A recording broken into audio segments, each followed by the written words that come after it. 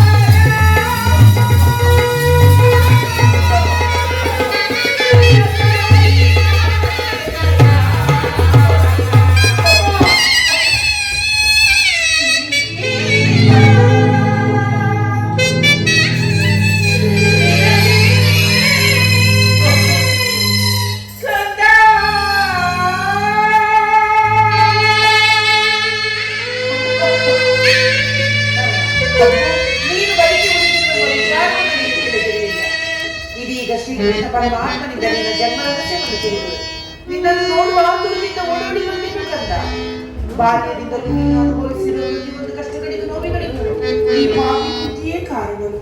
ದಯಮಾಡಿ ದಯಮಾಡಿ ನನ್ನನ್ನು ಕ್ಷಮಿಸು ಕಂದ, ನನ್ನನ್ನು ಕ್ಷಮಿಸು. ಬಾಲಕರಾದನು ಈ ರೀತಿ ಮಾತನಾಡುವುದು ಶ್ರೇಯಸ್ಕರಲ್ಲ ತಾಯಿ. ನಾನು ಹತಭಾಗ್ಯನು ತಾಯಿ, ನಾನು ಹತಭಾಗ್ಯನು.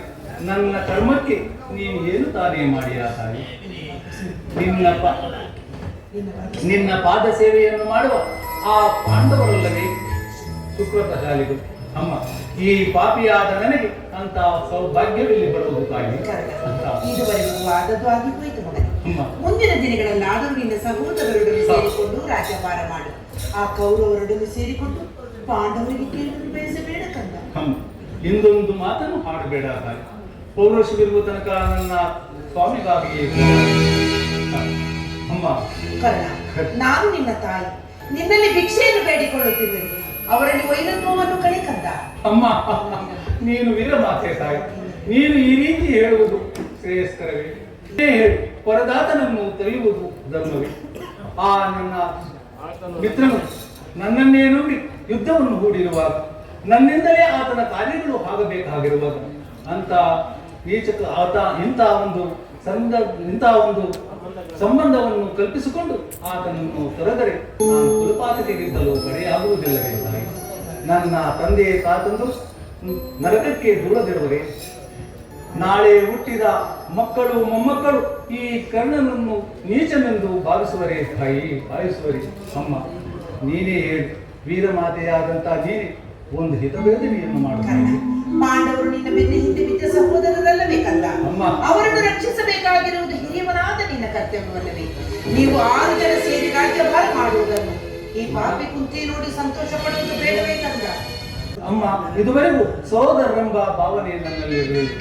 ಅಮ್ಮ, ನೀನು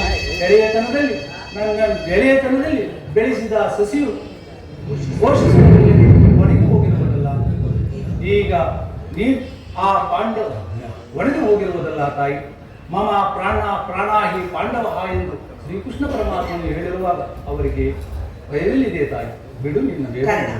ಲೋಕೈಕ ವೀರನಾದ ನೀನು ದುರುಳಗುರಿಯುವುದನ್ನು ಪಾಂಡವರ ಮೇಲೆ ಇಷ್ಟೊಂದು ದ್ವೇಷವನ್ನಿಟ್ಟಿರುವಾಗ ನಾನು ಭಯಪಡದೆ ಹೇಗಿರಲಿ ಕಂದ? ಹೋಗಲಿ ಮಗನೇ. ಅಮ್ಮ, ಕರ್ಣ, ಅಮ್ಮ, ಯುದ್ಧದಲ್ಲಾದರೂ ಪರಾನುಕನಾಗು ಕಂದ. ಎಂತ ಅಮ್ಮ, ಈ ಕರ್ಣನು ಅಂತ ನೀಚನಲ್ಲ ತಾಯಿ. ಪೌರುಷವಿರುವ ತನಕ ಹೋರಾಡಿ ನನ್ನ ಸೋಮಗಾಗಿಯೇ ಹೋರಾಡಬೇಕು. ಅಮ್ಮ, ಆತನಿಗೆ ನನ್ನಲ್ಲಿರುವ ವಿಶ್ವಾಸವನ್ನು ನೀನೇನು ಬಲ್ಲೆ ತಾಯಿ. ಕುಲಹೀನ ಆದ ನನ್ನನ್ನು ಅಂಗರಾಜ್ಯಕ್ಕೆ ಪಟ್ಟಾಭಿಷೇಕ ಮಾಡಿದನಲ್ಲಿ ಆತನು ನನ್ನನ್ನೇ ನಂಬಿ ಯುದ್ಧವನ್ನು ಹೂಡಿರುವಾಗ ಆತನನ್ನು ತೊರೆಯುವುದು ನಿನಗೆ ಧರ್ಮವೇ ತಾಯಿ? ಅಲ್ಲ ತಾಯಿ, ಬೇಡ ತಾಯಿ, ಆ ರೀತಿ ಬಯಸಬೇಡ. ನನ್ನದೊಂದು ಮಾತನ್ನು ನೆರವೇರಿಸಿಕೊಟ್ಟೆ. ಒಂದು ವೇಳೆ ರಣರಂಗದಲ್ಲಿ ಏನಾದರೂ ಪಾಂಡವರು ನಿನಗೆ ಸಿಕ್ಕಿದರೆ ಅವರನ್ನು ಕೊಲ್ಲಬೇಡ ಕಂದ.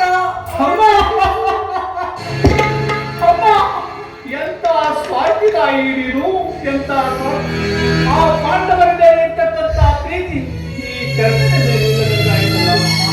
ಅಮ್ಮ, ಹಾಗೆ ಎಲ್ಲರನ್ನು ಯಾರನ್ನು ಬೇಕಾದರೂ ಉಳಿಸಬೇಕು ಅಮ್ಮ. ಆದರೆ ಆ ನನ್ನ ಪರಮ ವೈರಿಯಾದ ಆ ಅರ್ಜುನನು ಮಾತ್ರ. ಅರ್ಜುನನ ಮೇಲೆ ಏಕೆ ನಿನಗೆ ಇಷ್ಟೊಂದು ದ್ವೇಷ?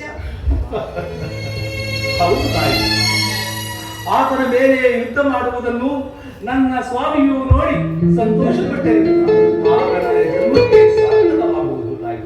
ಆಗ ನನ್ನ ಜನ್ಮಕ್ಕೆ ಸಾರ್ಥಕವಾಗುವುದು.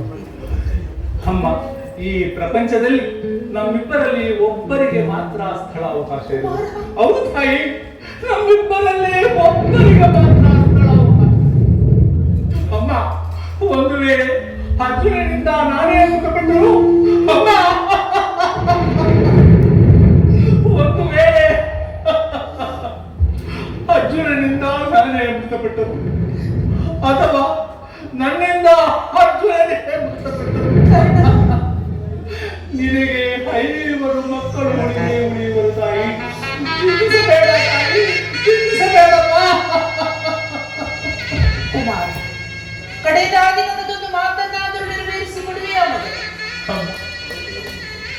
ಹೇಳು ತಾಯಿ. ಹೆತ್ತ ತಾಯಿಯ ನಿನ್ನ ಮಾತನ್ನು ಕಡೆಯದಾಗಿ ನಡೆಸಲು ಇಷ್ಟಪಟ್ಟಂತಹ ಒಂದು ಸೌಭಾಗ್ಯವಾದರೂ ನನಗೆ ದೊರೆಯುವುದು ತಾಯಿ. ಕರ್ಣ, ಸತ್ಯವಾಗಿಯೂ ನೆರವೇರಿಸಿಕೊಡುವೆನೆಂದು ನೀನು ನನಗೆ ವಚನವಿತ್ತರೆ ಅಮ್ಮ, ನಾನು ಆ ಮಾತನ್ನು ಕೇಳುತ್ತೇನೆ. ಅಮ್ಮ, ಈ ಕರ್ಣನು ಎತ್ತ ತಾಯಿಯ ಮಾತನ್ನು ನಡೆಸಿಕೊಡಲಾಗುವಂತಹ ಪಾಪಿ ಎಂದು ಭಾವಿಸಿದೆಯಾ? ಜನನಿ ನಿನ್ನ ಮಗನೇ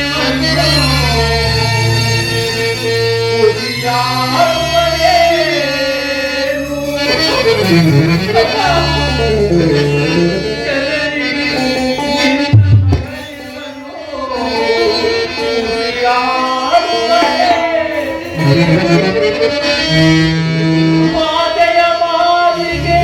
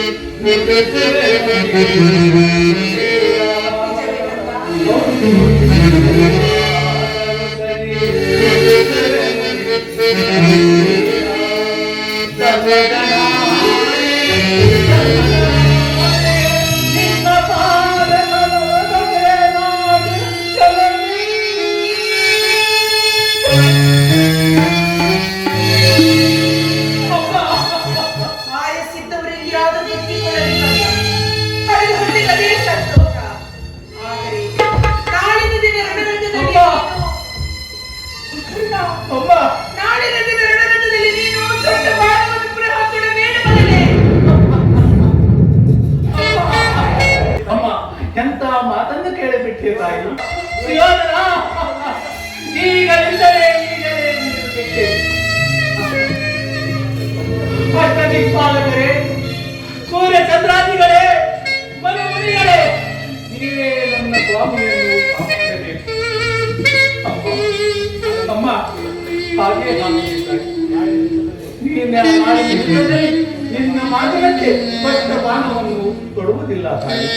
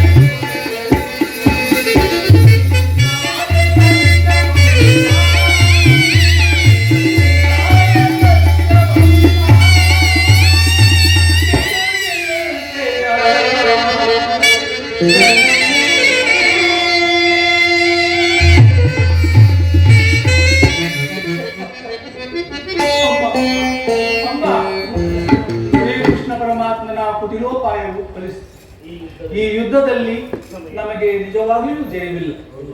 ನಿನ್ನೆಲ್ಲರ ಇಷ್ಟದಂತೆ ಆಗಲಿ. ಅಮ್ಮ ಹೋಗಿ ಬಾ ತಾಯಿ. ಅಮ್ಮ ಅಮ್ಮ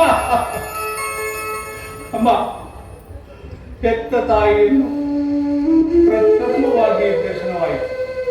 ಇನ್ನು ಮುಂದೆ ನಿನ್ನ ತಾಯಿಯ ಜನ್ಮವು, ನಿನ್ನ ಒಂದು ಮುಖವು ನಿನ್ನ ಲಭಿಸುವುದು ಇಲ್ಲವೋ ತಾಯಿ?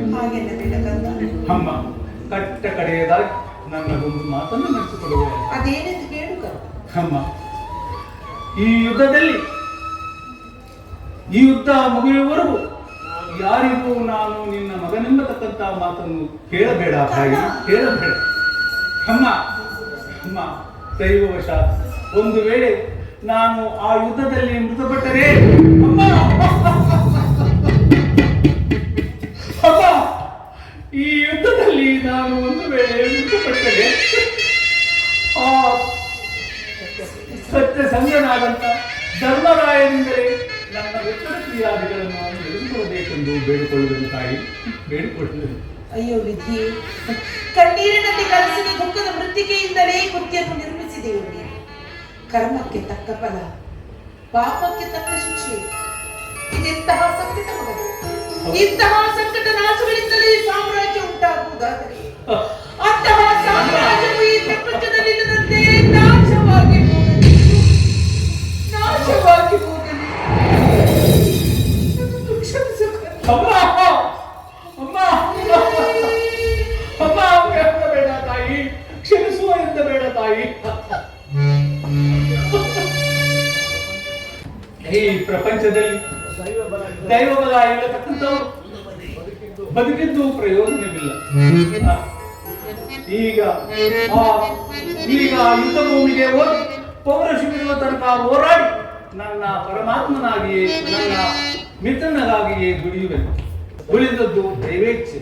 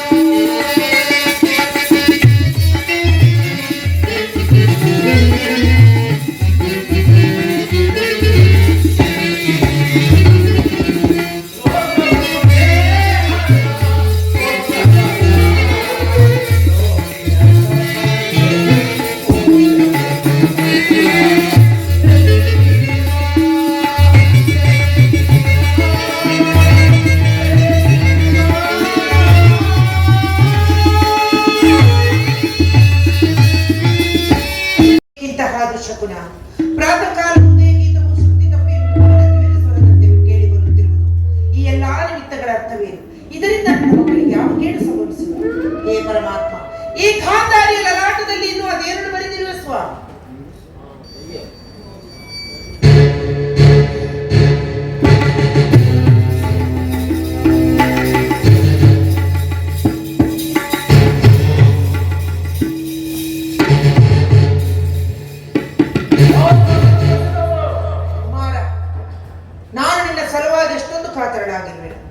ರಾತ್ರಿ ಎಲ್ಲವೂ ನಿದ್ರೆಯಿಂದ ಬೆಳಗು ಹರಿಯುತ್ತಲೇ ದುರ್ನಿಮಿತ್ತ ಪರಂಪರೆಗಳು ನನ್ನ ಸಮೀಪಕ್ಕೆ ಬಾಗಂತ ನನ್ನ ಭದ್ರ ಹಸ್ತದಿಂದ ನಿನ್ನ ಮಸ್ತಕವನ್ನು ಸ್ಪರ್ಶಿಸುತ್ತದೆ.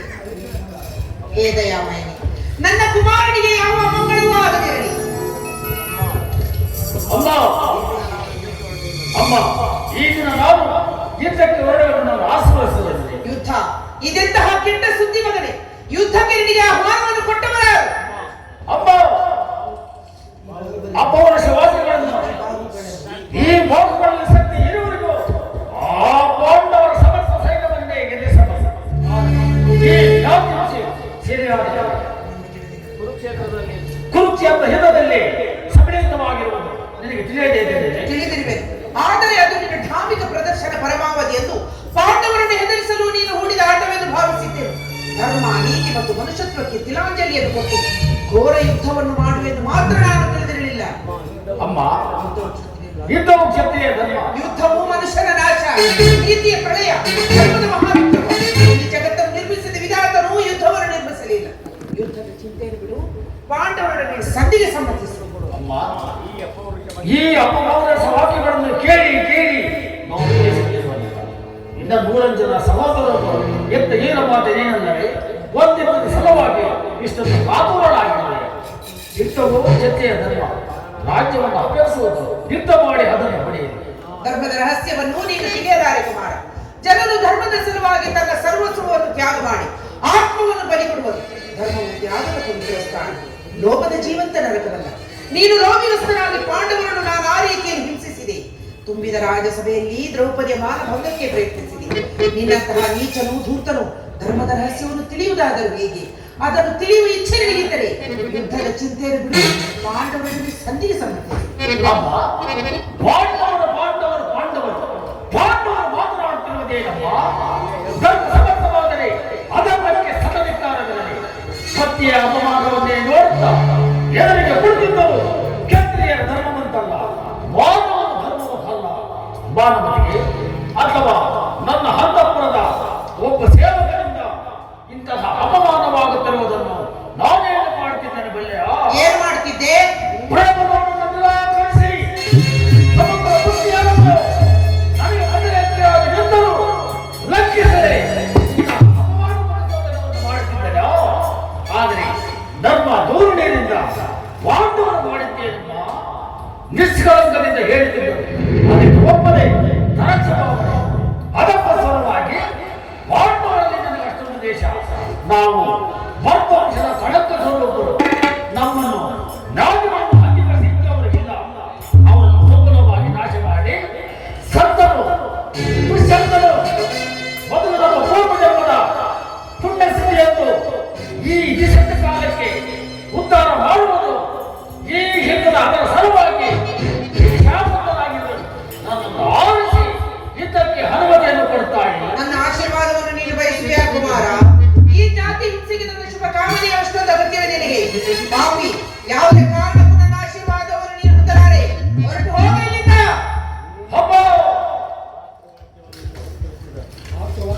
ಮಾತೃವಾಕ್ಯಗಳನ್ನು ತಿರಸ್ಕರಿಸಿದ ನನ್ನ ಪಾಲಿಗೆ ಕಟ್ಟಿದ ಮುಟ್ಟಿ ಹಾಕುವ ಸೆರೆ ಈ ಶತ್ರುಗಳನ್ನು ಯುದ್ಧಕ್ಕೆ ಆಹ್ವಾನಿಸುತ್ತೇನೆ. ಆಹ್ವಾನಿಸುತ್ತಿರುವುದು ನಿನ್ನ ಶತ್ರುವನ್ನಲ್ಲ, ನಿನ್ನ ಮೃತ್ಯುವನ್ನು. ಹಸ್ತಿನಾವತಿ ಬದಿಯಲ್ಲಿ ಹರಿಯುತ್ತಿರುವ ಗಂಗಾ ನದಿಯು ಕೆನ್ನಿನ ಕಾಲುವೆಯಾಗಿ ಹರಿಯಲಿರುವಳು. ಮುತ್ತೈದರೆಲ್ಲರೂ ತಮ್ಮ ತಮ್ಮ ಮಾಂಗಲ್ಯವನ್ನು ಕೈಯಲ್ಲಿ ಹಿಡಿದು ನಿಲ್ಲುವರು. ಹಸ್ತಿನಾವತಿಯ ರಕ್ತ ಸಿಂಹಾಸನವು ರಕ್ತದ ಕೋಡಿಯಲ್ಲಿ ಮುಳುಗಿ ಹೋಗಲಿರುವುದು. ಸೋದರ, ಮಾನವನೋ ಅಥವಾ ದಾನವನೋ? ಅಮ್ಮ, ಈ ಕ್ಷಣದಿಂದ ನಾನು ಮಾನವನಲ್ಲ,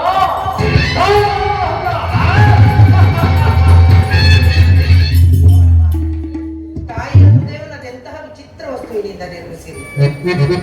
ಇರಲಿ, ಸುತನನ್ನು ಆಶೀರ್ವದಿಸಿ ಕಳಿಸಬೇಕಾಗಿರುವುದು ಮಾತೆಯಾದವಳ ಕರ್ತವ್ಯ. ಕುಮಾರ, ನನ್ನ ಮುಂದೆ ಮೊಣಕಾಲೂರಿ ಕುಳಿತುಕೋ ಕರ್ತ. ಪ್ರಿಯತನಯ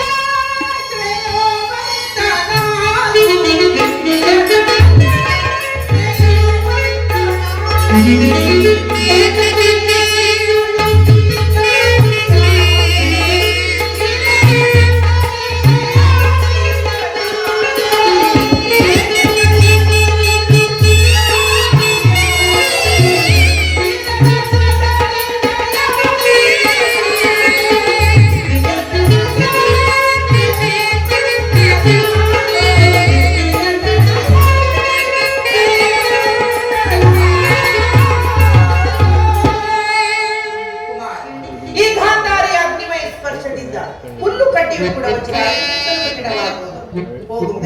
ರಣರಂಗದಲ್ಲಿ ಹೋರಾಡಿ ಜಯಶಾಲಿ. ಯಾರಲ್ಲಿ ಧರ್ಮವಿರುವುದೋ ಅವರಿಗೆ ಜಯವಾಗಲಿ.